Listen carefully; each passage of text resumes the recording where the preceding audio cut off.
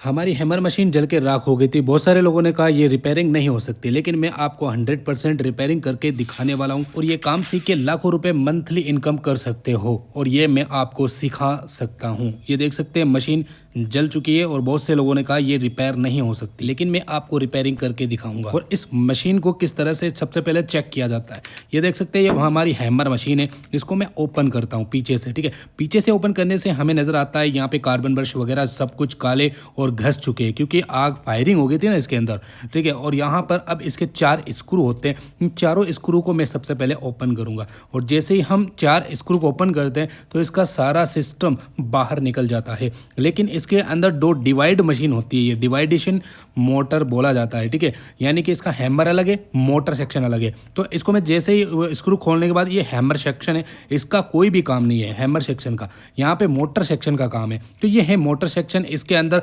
Armature fields वगैरह सब कुछ लगे हुए हैं। तो चलिए इसका सबसे पहले मैं बैरिंग को बाहर निकालने वाला हूँ। आर्मेचर के अंदर जो बैरिंग फंसा हुआ है इसको कैसे निकालूंगा मैं, देखो यहाँ पर एक स्क्रू अटकाऊंगा और दूसरा यहाँ स्क्रू से धक्का लगाऊंगा तो ये बाहर निकल जाता है कुछ इस तरह से, ठीक है। अब यहाँ पे आर्मेचर भी इसका मैं इसी तरीके से बाहर निकालूंगा। यदि अगर आपकी दुकान है तो वहाँ पे आपके पास डाई वगैरह पड़ी होगी तो उससे आप निकाल सकते हो आसानी, ठीक है। फिर भी आपको ये जुगाड़ तरीका कैसा लगा हमें ज़रूर कमेंट्स में बताएं। तो आप देख सकते हैं ये पूरा आर्मेचर ही जल चुका है, इसके अंदर काफ़ी अच्छे तरीके से फायरिंग हो गई थी भाई।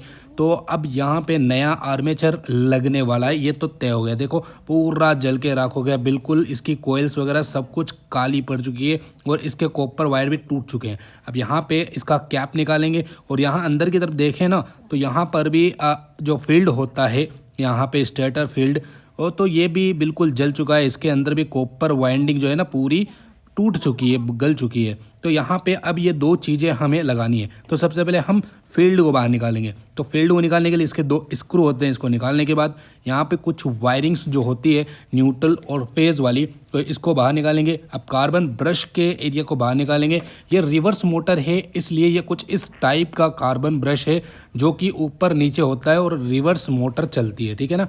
और ये कुछ इस तरीके से लगी हुई होती है हमारे आर्मेचर के ऊपर, ठीक है, ताकि कार्बन ब्रश जो है इस तरह से घूमे और रोटेशन चेंज हो इस मशीन का, ठीक है, यानी सीधी उल्टी। और मशीन को सीधी उल्टी घुमाने का काम ये 2 पत्तियां करती है। यदि अगर आप ये 2 पत्तियां ना लगाएं तो सीधी उल्टी मशीन घूम ही नहीं सकती।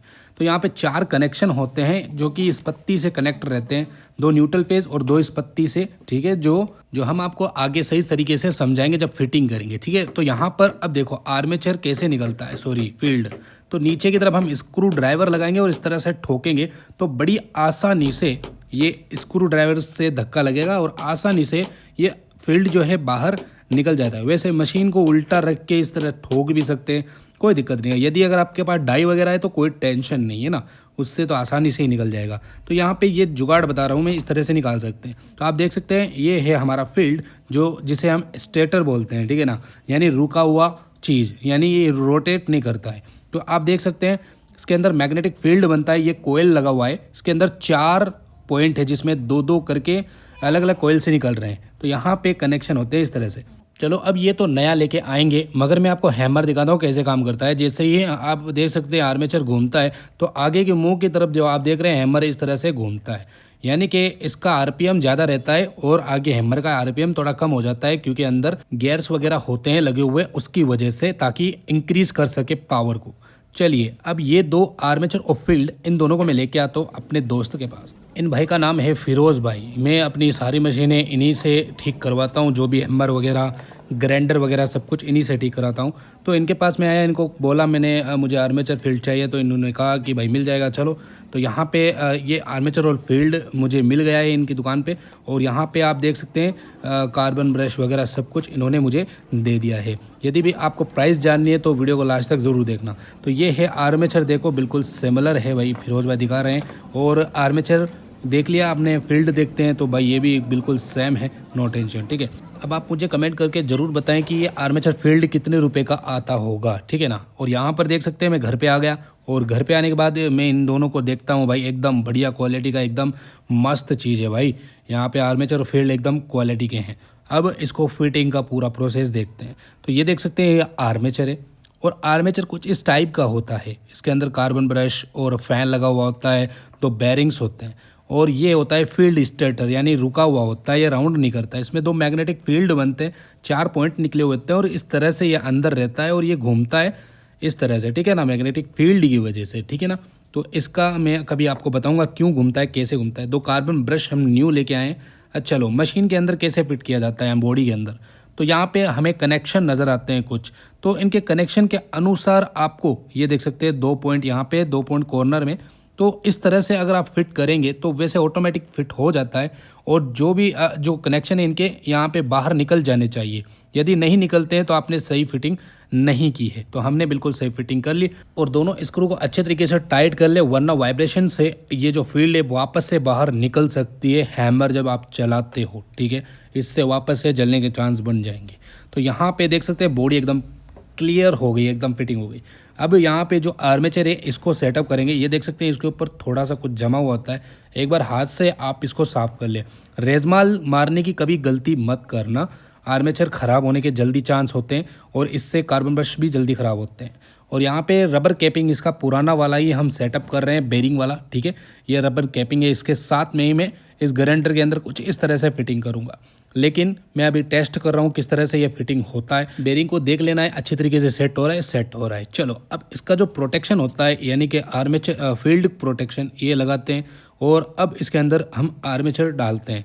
आर्मेचर इस तरह डालने के बाद ये रबर जो है ना अच्छे तरीके से अंदर चला जाता है बढ़िया तरीके से, ठीक है। अब इसको हल्के हल्के स्क्रू ड्राइवर से ठोकिए ताकि सही से फिटिंग हो जाए। फिटिंग होने के बाद देख सकते हैं मोटर बढ़िया घूम रही है हाथ से। चलो हम कनेक्शन करते हैं। तो कनेक्शन फील्ड के अंदर 4 होते हैं, तो 4 में से 2 को इन पत्तियों से सेटअप करेंगे। ये पत्तियां क्यों लगाई जाती है, क्योंकि ये कार्बन ब्रश के ऊपर टच रहती है और इससे फील्ड और आर्मेचर का कनेक्टिविटी बन जाता है, यानी कि फील्ड और आर्मेचर सीरीज हो जाता है। फील्ड आर्मेचर सीरीज होने के बाद हमारी मोटर बढ़िया तरीके से चलती है।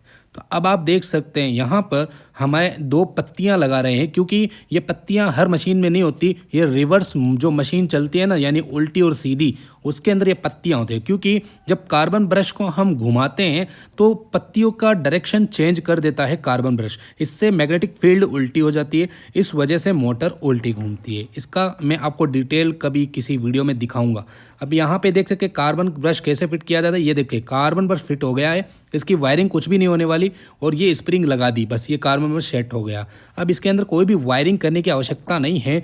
क्यों करने की आवश्यकता नहीं है, क्योंकि इसके अंदर जो मैंने पत्तियां लगाई है ना नीचे की तरफ, ये ऑटोमेटिकली कार्बन ब्रश से कनेक्टेड हो जाती हैं। जैसे ही मैं इस बॉडी को टच करता हूँ, इस तरह से सेट करता हूँ, तो ये कार्बन ब्रश ऑटोमेटिकली कनेक्टेड हो जाते हैं हमारी फील्ड की वायरिंग से, जिससे सीरीज कंप्लीट हो जाता है और हमारी मोटर सीधी और उल्टी घूमने के लिए तैयार हो जाती है। चलिए यहाँ तक का काम कंप्लीट हो गया है। अब हम इसकी वायरिंग करेंगे। तो वायरिंग न्यूट्रल को हम फील्ड की एक पॉइंट के अंदर डाल देंगे और फेज को भी हम फील्ड के दूसरे पॉइंट के अंदर डालेंगे। जैसे न्यूट्रल को लगा दिया, अब जो फेज वाला वायर होता है ये स्विच से आता है, उसको भी फील्ड का सेकंड वायर जो होता है, सेकंड कॉइल का सेकंड वायर, उसके अंदर डालेंगे तो न्यूट्रल फेज दोनों ही हो गया। और फील्ड में इनपुट लाइन होती है और आउटपुट हमारे कार्बन ब्रश से होते हुए सीधा आर्मेचर में आती है, इससे मोटर चलती है।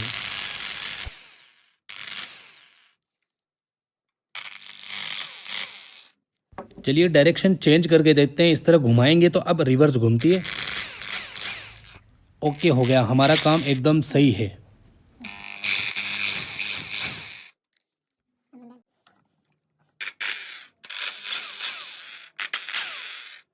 चलिए हमारी मोटर का कंप्लीट वायरिंग वगैरह सारा सेटअप हो चुका है। अब इसकी पीछे की बॉडी को हम सेट कर देंगे। पीछे की बॉडी को सेट करने के बाद फिर आगे का हैमर को सेट करेंगे। ये देख सकते हैं हमारा काम कंप्लीट।